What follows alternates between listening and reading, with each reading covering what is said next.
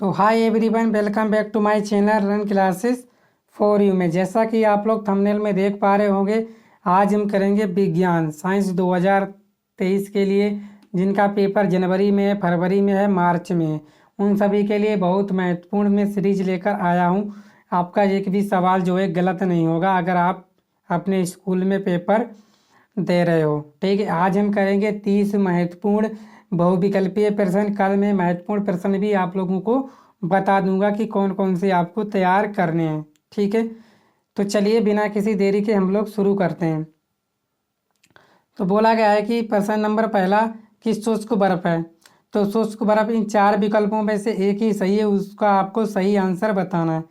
बिना पानी वाली बर्फ, ठोस कार्बन डाइऑक्साइड, ठोस कार्बन मोनोऑक्साइड, या इनमें से कोई नहीं। तो शुष्क बर्फ क्या है? शुष्क बर्फ होती है आपकी ठोस कार्बन डाइऑक्साइड। ऑप्शन नंबर जो बी है वो इसका बिल्कुल सही आंसर है। तो सवाल नंबर हम लोग 2 करेंगे। तो सवाल नंबर 2 क्या है? बोला गया है कि मिश्रण के विषय में सही कथन नहीं है। तो मिश्रण के विषय में कौन सा सही कथन नहीं है, क्या है?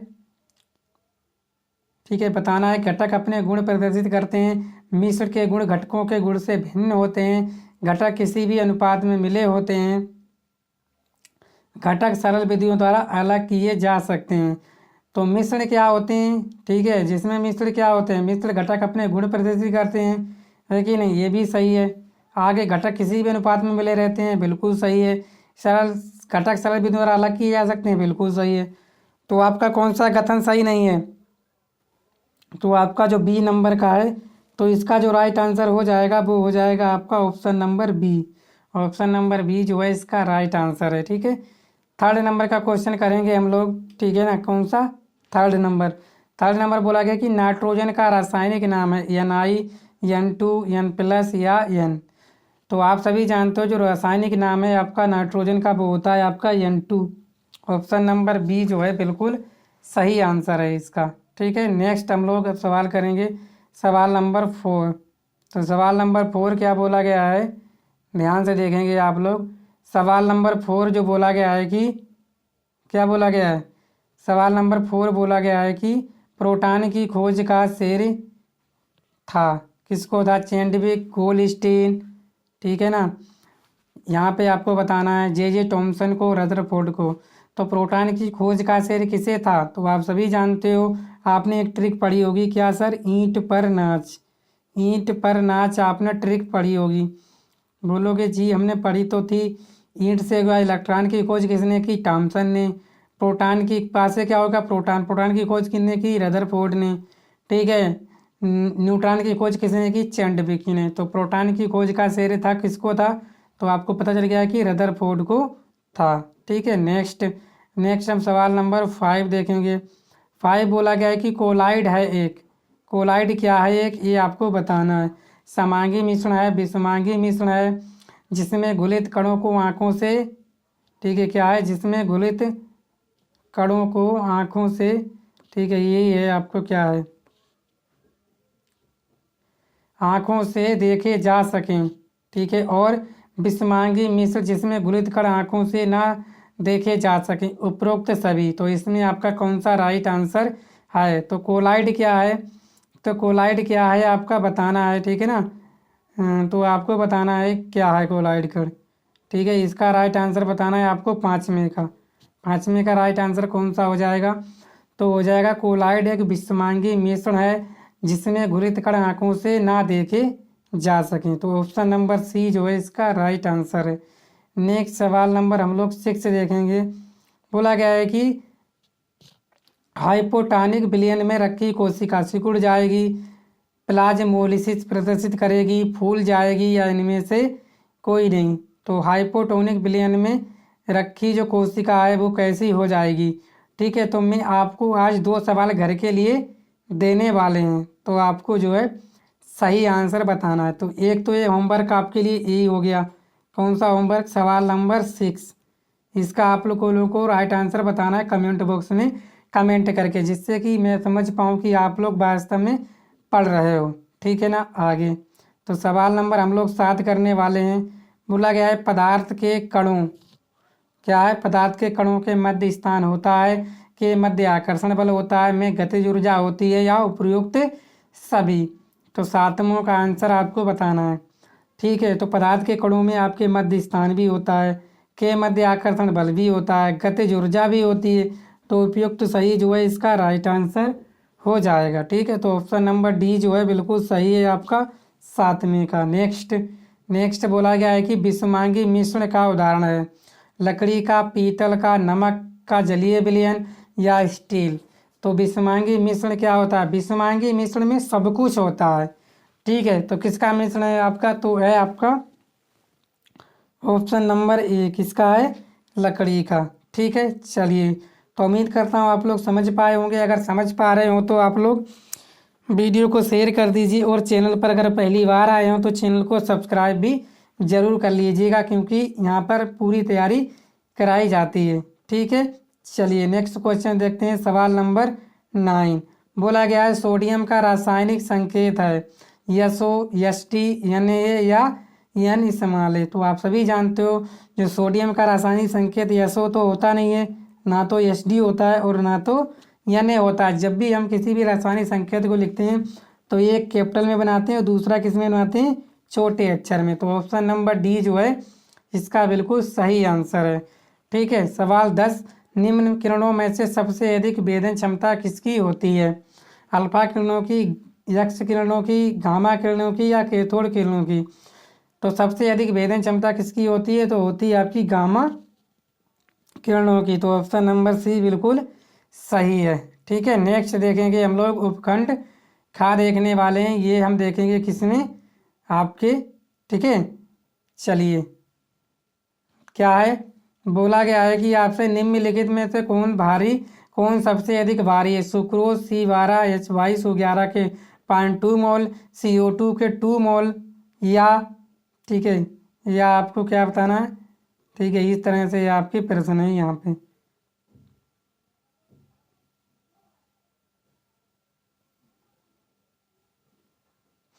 या CaCO3 के 2 मोल, या H2O के 10 मोल। तो इसका जो राइट आंसर है दोस्तों, तो इसका राइट आंसर है आपका सी, ऑप्शन नंबर सी है।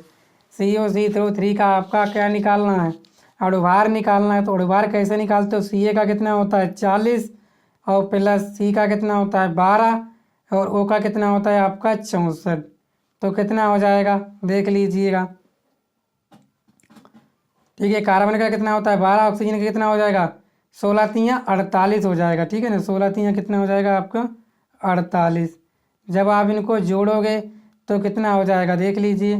48 12 60 कितना हो जाएगा? 100 हो जाएगा। तो 2 मोल की गुणा करेंगे, 100 गुणा 2 कितना हो जाएगा आपका? 200 हो जाएगा, है कि नहीं? और भार किसकी गुणा करेंगे तो 200 आ जाएगा। क्या भार आ जाएगा? 200। लेकिन यहाँ 18 है तो 180 आ पाएगा, इसीलिए आपका जो ऑप्शन सी है बिल्कुल सही है। ठीक है, मैंने आपको करवाए हैं सवाल, देख लीजिए। ठीक है ना, क्योंकि यहाँ पे समय कम है। आगे, पौधों में हरा रंग किस रंग निम्न में के कारण होता है? वर्णी लवक, अवर्णी लवक, हरित लवक, या ये सभी। ठीक है ना, तो जो पौधों में हरा रंग जो होता है किसके कारण होता है? तो वैसे अगर आंसर देखा जाए तो हरित लवक बहुत से बच्चे लगा देते हैं, लेकिन यहाँ पे जो आंसर होगा ए सभी। जब भी ए सभी वाला आपके पास आ जाए ना तो 99% जो है ए सभी वाला ही सही होता है प्रश्न। ठीक है, तो उम्मीद करता हूँ आप लोग समझ पाए होंगे। ठीक है, नेक्स्ट बोला गया है 13वां, सबसे अधिक सामान्य प्रकार का बढ़न उत्तक है? उपत्वचा, या अभिचर्म, श्लेषोत्तक, दृढ़तोत्तक, या मृदुत्तक। तो 13वें सवाल का आपको राइट आंसर बताना है।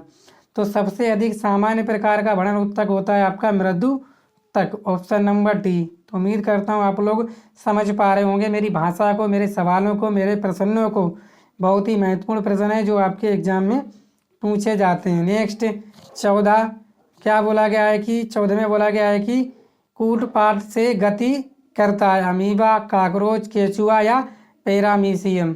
ठीक है, तो कूटपाट से गति कौन करता है? ठीक है, तो करता है आपका क्या? अमीबा, मतलब पैरों के द्वारा। तो ऑप्शन नंबर ए बिल्कुल सही है। ठीक है ना, तो उम्मीद करता हूँ आप लोग समझ पा रहे होंगे।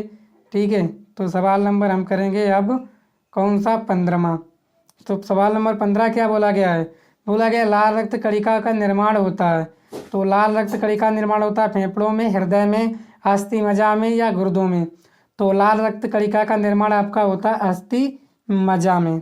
ठीक है, तो ऑप्शन नंबर सी इसका सही आंसर है। प्रश्न नंबर 16, काष्ठीय लिग्निफाइड द्विघृत निर्जीव कोशिकाएं हैं।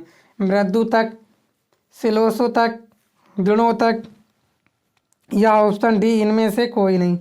तो काष्ठीय लिग्निफाइड द्विघृत निर्जीव कोशिकाएं हैं। तो ऑप्शन नंबर सी जो हो जाएगा इसका सही आंसर हो जाएगा। क्या है आपका? दृढ़ोतक। ठीक है, नेक्स्ट सवाल देखेंगे, सवाल नंबर 17। सवाल नंबर 17 बिल्कुल इम्पोर्टेंट है। तो बोला गया है कि अमीबा निम्न वर्ग का प्राणी है। पेरीफेरा, सेलियंट्रेटा, प्रोटोजोआ या प्लेटी हेमिल्थीस। तो 17वें का राइट आंसर कौन सा है?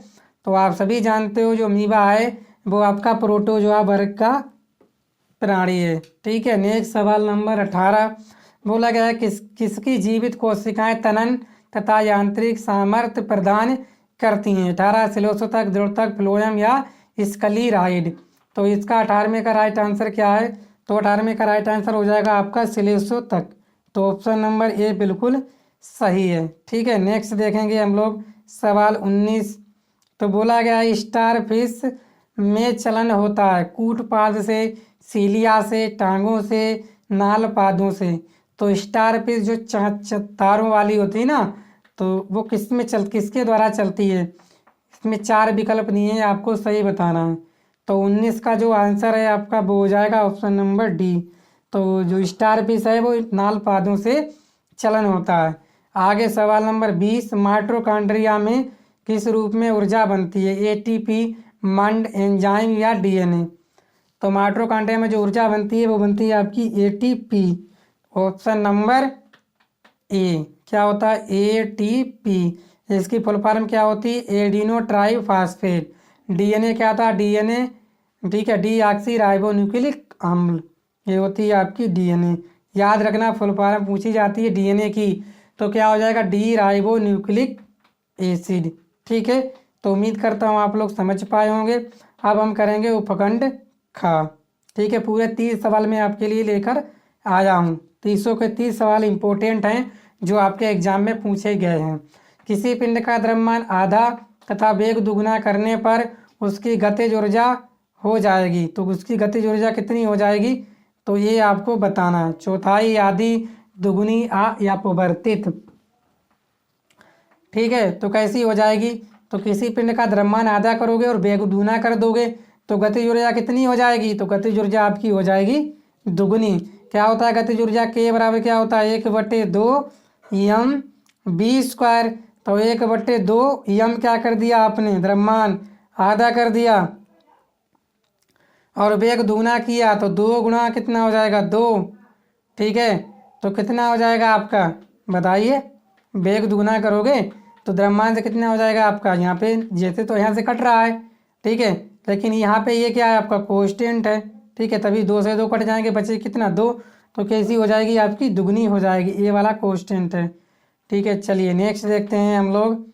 बोला गया नीचे की तरफ ढाल वाला वेग समय ग्राफ इंगित करता है समान गति, तुरंत गति, मंदन गति करती और इनमें से कोई नहीं। तो नीचे की तरफ ढाला समय वेग ग्राफ आपको मंदन गति करती वाला दर्शाता है। ठीक है, तो ऑप्शन नंबर जो सी है बिल्कुल सही है। घर्षण हमारे लिए लाभदायक है, हानिकारक है या दोनों, या इनमें से कोई नहीं।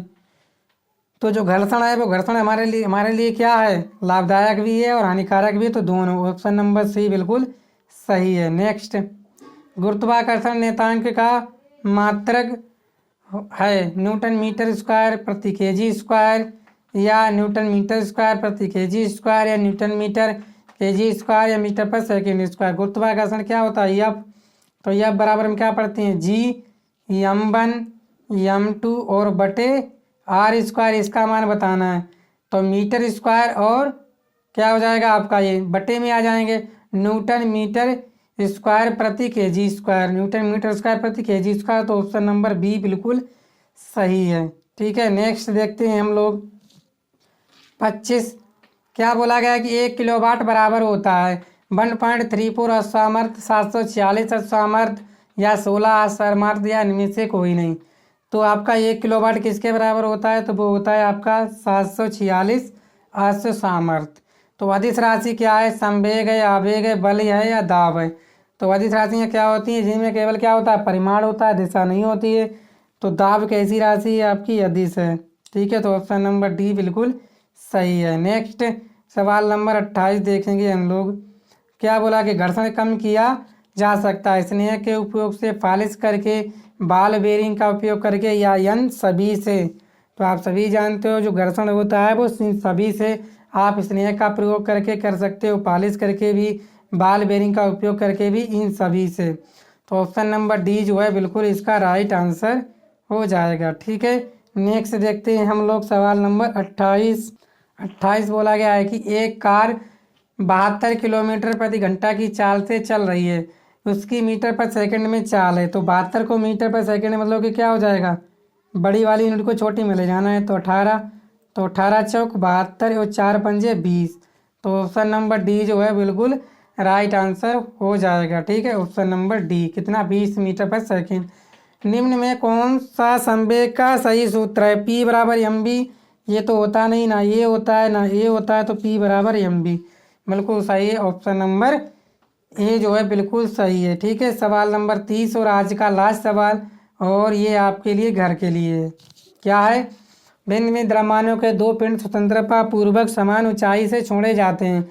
इन पिंडों के भूमि पर पहुंचने के लिए समय भिन्न भिन्न होंगे, त्वरण भिन्न भिन्न होंगे, भूमि पर पहुंचते समय वेग भिन्न भिन्न होंगे, पृथ्वी की ओर आकर्षण बल भिन्न भिन्न होंगे। तो कौन सा इसका राइट आंसर है? ठीक है, आपको बताना है कमेंट बॉक्स में कमेंट करके। तो बताइए कैसी लगी क्लास। तो क्लास अच्छी लगी हो तो वीडियो को शेयर कीजिए, और अगर चैनल पर पहली बार आए हों तो चैनल को सब्सक्राइब भी कर लीजिए। ठीक है, मिलते हैं आपसे नेक्स्ट वीडियो में, तब तक के लिए बाय, थैंक यू।